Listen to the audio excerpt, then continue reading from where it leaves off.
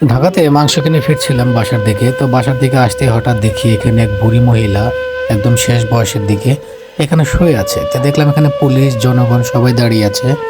তো আমি একটু আগে আসলাম কিউরিসির কারণে যে কি হচ্ছে এখানে দেখার জন্য। তো এখানে এসে দেখি এক মা শুয়ে আছে। তো শুনতে পেলাম যে এই মাকে গতকাল রাত্রে কেউ, তার ছেলে এবং মেয়েরা এখানে তাকে ফেলে রেখে গেছে, চিকিৎসা করবে না বিধায়। তো পরে ভালো করে দেখলাম যে ওনার পায়ে এই পাশটা একদম শেষ নাই। তো এইটা তার পরিবার থেকে কেউ চিকিৎসা করতেছে না।